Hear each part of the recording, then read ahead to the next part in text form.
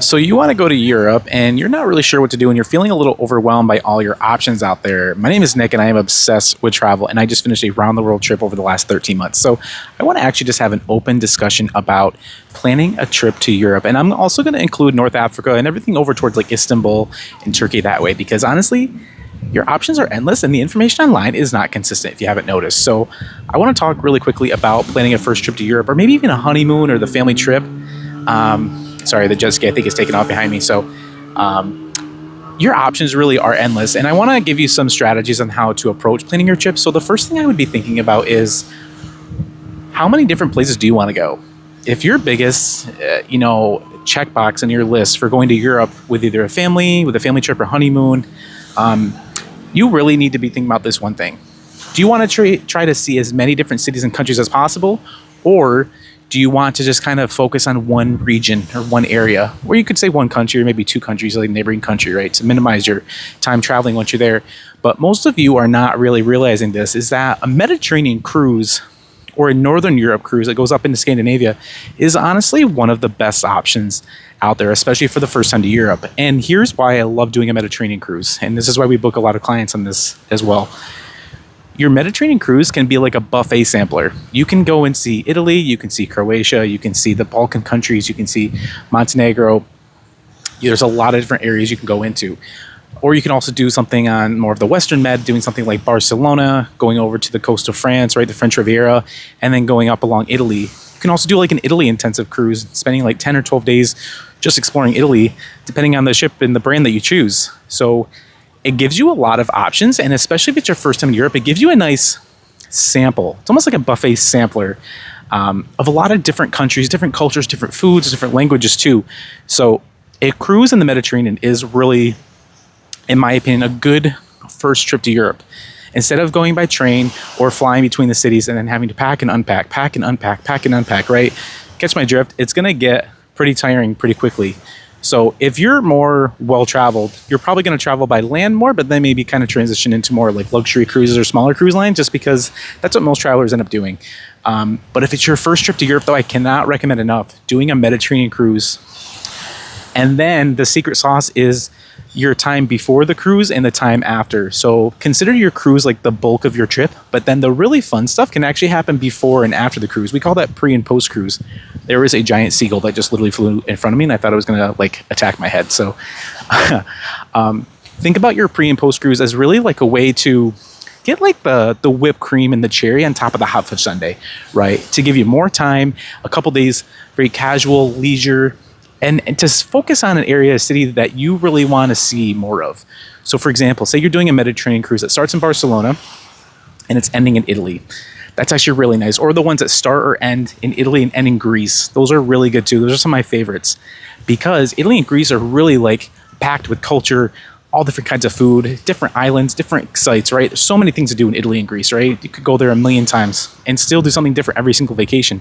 But you're going to be able to maximize your time now. So you might get the buffet sampler and go see some of the big cities like Athens. You might go to Rome. You might go to Livorno, which is where you service Florence and Pisa. You could go up to Venice or Ravenna.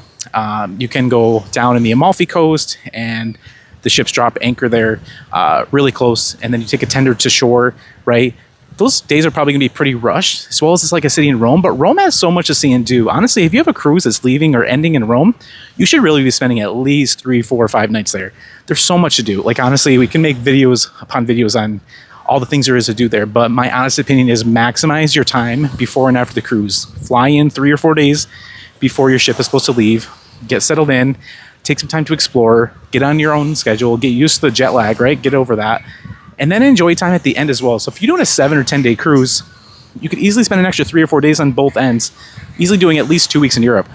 So don't skip out on a Mediterranean cruise. And it does vary based on what brand you go with and how big of a ship.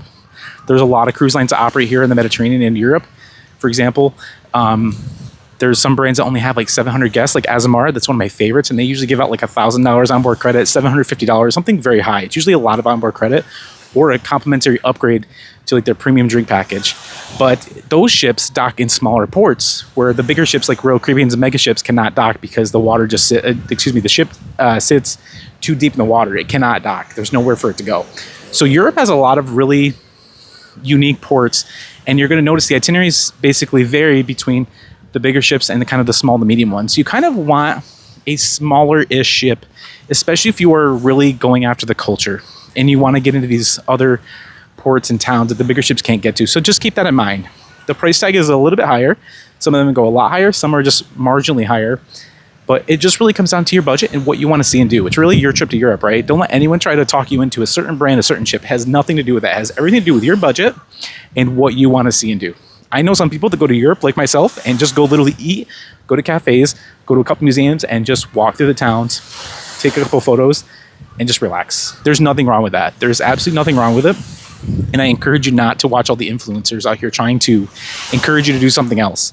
So it's always about your trip. I don't really care how much money you spend. It all comes down to you and what you want to get out of it.